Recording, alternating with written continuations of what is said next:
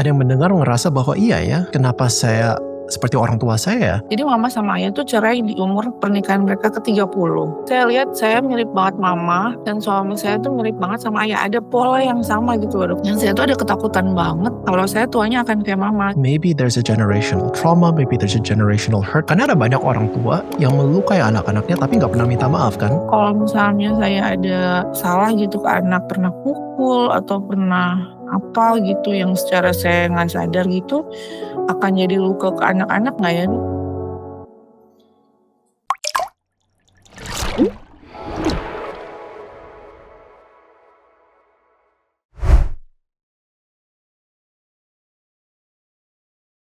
Hello, welcome back to Wellspring Conversations. Nama saya adalah Dr. Sandy Oni. And in this podcast, we want to listen to your stories and answer your questions. Tujuan podcast ini bukan untuk saya monolog atau bahkan saya ngobrol sama guest speaker, tapi kita mengundang Anda untuk menelpon dan bertanya, and we can talk together dan mencari solusi sama-sama. Pada hari ini kita ada satu guest, a very special guest yang bernama Lia. Lia, silakan perkenalkan diri. Selamat pagi. Pagi. Saya Lia dari Jawa Timur. Nah, Lia ada pertanyaan apa pada hari ini? Atau mau cerita apa? Jadi gini dok, saya kan didiagnosis depresi bulan lalu. Dan saya tuh minum obat antidepresan, itu rasanya tuh enak. Jadi tuh sebelumnya tuh saya kayak ngerasa kosong, sedih terus-terusan gitu kan. Rasanya nggak enak banget dan nggak bisa ngapa-ngapain. Nggak produktif gitu lah. Pokoknya nggak bisa ngelakuin kegiatan sehari-hari. Dan sekarang tuh udah enak banget rasanya. Dan yang saya mau tanya itu, sebenarnya obat itu menyembuhkan atau cuma sementara aja efeknya? Karena belum ada trigger gitu, jadi nggak ada trigger yang besar gitu, jadi nggak ini kambuh lagi depresinya atau bisa menyembuhkan gitu. Terus perlu dirilis nggak traumanya gitu. Oke. Jadi pertanyaan apakah obat itu menyembuhkan atau itu sementara ya? Iya. Nah, sebenarnya obat di psikiatri ini memang fungsinya sementara. Penelitian menunjukkan bahwa untuk bisa menyembuhkan depresi, anxiety, atau berbagai psychological disorders lainnya, memang yang dibutuhkan adalah counseling dan terapi. Mengapa? Seringkali kita mengalami depresi, atau bahkan kita cemas tentang beberapa hal karena ada perspektif atau mindset yang mungkin membuat kita susah. It's challenging for us. Mungkin ada beberapa mindset atau perspektif yang harus diubah. Contohnya, banyak orang depresi itu seringkali menyalahkan diri sendiri. Banyak orang yang depresi merasa diri itu jelek banget. Nah, selain itu, memang betul sekali sering ada trauma yang perlu kita resolve. Karena trauma adalah satu kejadian atau suatu hal yang terjadi yang melukai kita secara emosional dan hati kita dan pikiran kita dan emosi kita itu belum bisa sembuh dari kejadian itu.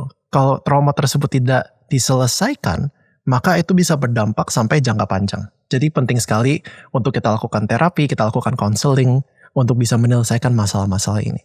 Nah, tapi kalau misalnya ada counseling, ada terapi, kenapa ada obat? Kenapa ada obat psikiatri kan? Apa fungsinya? Seringkali kalau orang depresi, itu merasa begitu capek, merasa begitu down, sehingga untuk keluar kamar, untuk melakukan apa-apa itu aja susah. Fungsinya obat adalah bagaimana kita bisa membuat kita merasa lebih oke, bisa membantu kita sedikit untuk bisa lebih happy sedikit, atau paling nggak bisa keluar dan ketemu konselor, ketemu terapis, dan lakukan aktivitas dan PR yang diberikan. Jadi sebenarnya obat itu adalah booster sedikit, dan terapi dan counseling adalah yang bisa menyembuhkan depresi tersebut. Gimana kalau menurut Lia? Berarti masih perlu dirilis ya traumanya ya? Betul, karena kalau misalnya kita hanya bergantung dengan obat, saat kita sudah stop minum obatnya, kan mindsetnya masih ada, traumanya masih ada, triggernya masih ada. Itu juga kita perlu selesaikan, dan itu butuh proses terapi atau counseling. Terus ini loh dok, saya kan baru ngerasain efek dari luka pengasuhan itu tuh kan waktu udah dewasa ya. Waktu kecil kan nggak ngeh gitu. Nah udah dewasa terus saya baru merasa ada yang salah nih sama diri saya itu kan baru beberapa tahun belakang ini gitu. Yang saya tanya itu kalau misalnya saya ada salah gitu ke anak, pernah pukul atau pernah apa gitu yang secara saya nggak sadar gitu, akan jadi luka ke anak-anak nggak ya dok? Menurut saya itu tergantung. Pertama yang saya ingin katakan, Lia, adalah bahwa it's not easy, nggak gampang mengasuh anak saat mengalami depresi. Dan I know you're doing your best. Saya sendiri adalah survivor depresi, jadi saya tahu rasanya bagaimana kita bangun tidur dan rasanya nggak mau bangun. Kita merasa lemah sekali, kita merasa hopeless sekali. Tetapi untuk Lia masih bisa terus berusaha menjadi ibu yang baik, it's very, very, very good. Dan sebenarnya, anak itu tidak membutuhkan orang tua yang sempurna. Mengapa? Kalau misalnya orang tuanya terlalu sempurna, anak tidak akan bisa belajar untuk minta maaf.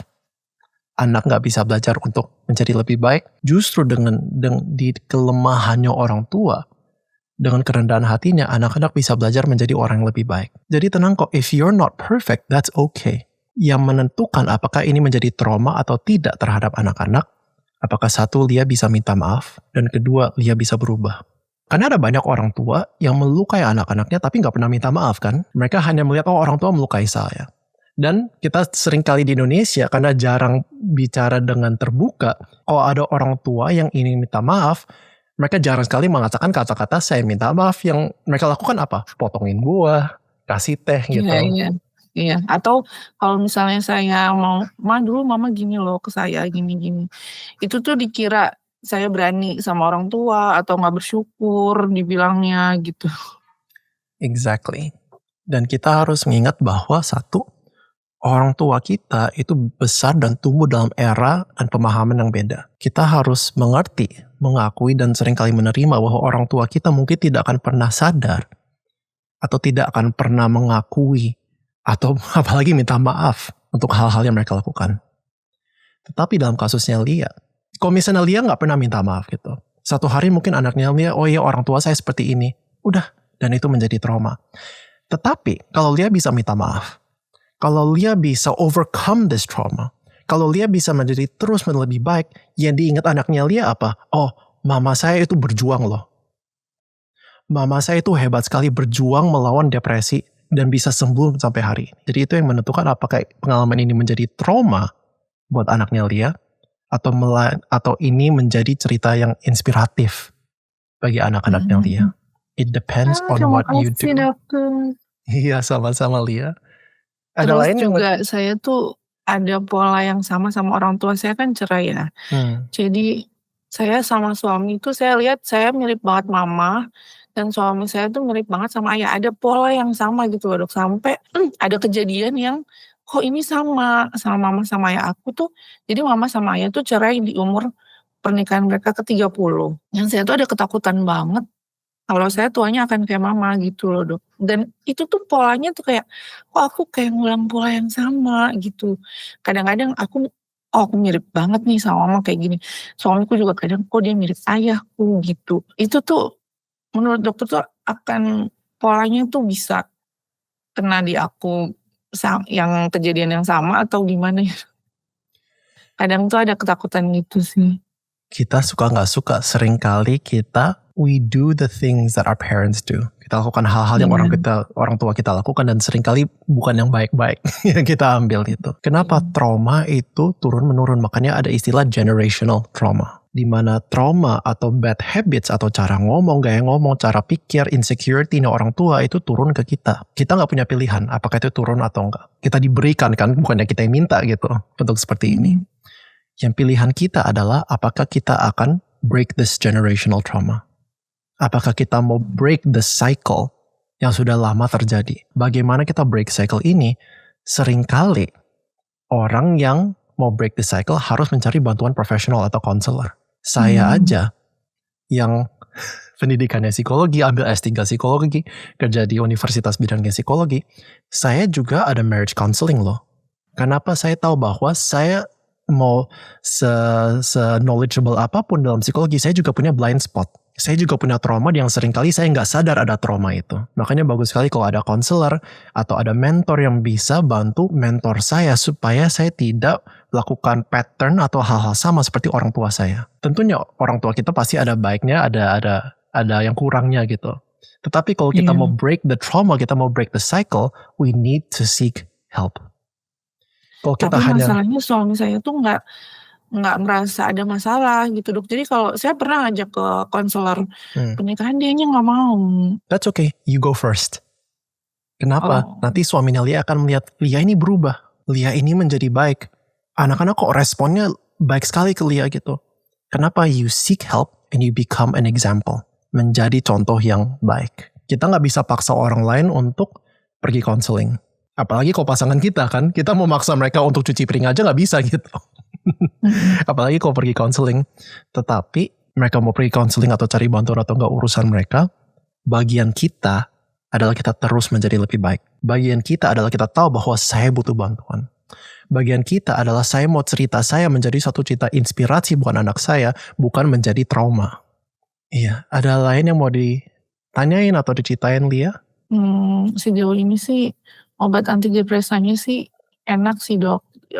Efeknya saya bisa, yang tadinya tuh bangun tidur tuh nggak bisa ngapa-ngapain, cuma nangis di kasur, anak-anak nggak keurus. Sekarang udah bisa senyum, udah bisa ketawa. Suami juga ngeliat perubahan yang positif sih gitu. Cuma ya itu masalahnya, ini kan belum ada trigger yang besar gitu. Nggak tahu nanti kalau ke depannya maksudnya apa bergantung sama obat terus atau gimana gitu. Iya, jadi saya sangat anjurkan kalau bisa bicara sama psikiater untuk mulai mengurangi obat tersebut. Sekaligus pergi ke terapi di psikolog. Kalau memang psikiater yang nggak bisa memberikan terapi, carilah psikiater atau psikolog yang bisa lakukan terapi. Contohnya untuk treatment depression, salah satu terapi yang paling efektif itu namanya Cognitive Behavioral Therapy atau CBT. Itu adalah salah satu cara yang untuk kita bisa overcome our depression. Jadi memang obat itu sifatnya hanya sementara.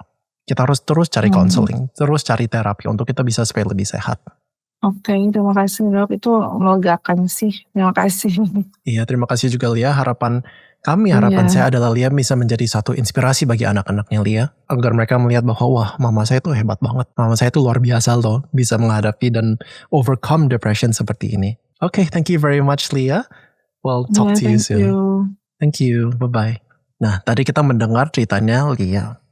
Dan kita menyentuh tentang topik obat, psychiatric medication, dan juga generational trauma. Mungkin ada yang mendengar ngerasa bahwa iya ya, kenapa saya seperti orang tua saya? Dan terutama hal-hal yang mungkin kurang disukai. Maybe there's a generational trauma, maybe there's a generational hurt yang perlu kita selesaikan. Salah satu tips untuk bisa menyadari apakah ada generational trauma atau generational trauma atau hurt adalah kita melihat bagaimana kita bereaksi ke situasi-situasi yang kurang menyenangkan. Apa yang menjadi triggernya kita. Dan seringkali kalau kita lihat our reaction and our trigger, kita bisa sadar bahwa maybe there's something in me yang seharusnya nggak ada di sana. Dan kalau kita udah sadar bahwa ada sesuatu, ada insecurity, ada fear yang seharusnya nggak ada di sana, mungkin ada bagusnya kita ketemu dengan profesional, atau kita ketemu dengan konselor, atau bahkan cerita dengan teman atau mentor untuk bisa menyelesaikan masalah-masalah tersebut dalam hati kita. Mengenai obat psikiatri, we know bahwa di Indonesia masih banyak sekali psikiater terutama dan dokter memberikan obat psikiatri. Ini nggak salah. Cuman obat harus selalu disertaikan dengan counseling dan terapi. Obat itu bukan menjadi solusi, melainkan menjadi satu support untuk terapi dan counseling agar terapi dan counseling tersebut bisa berhasil.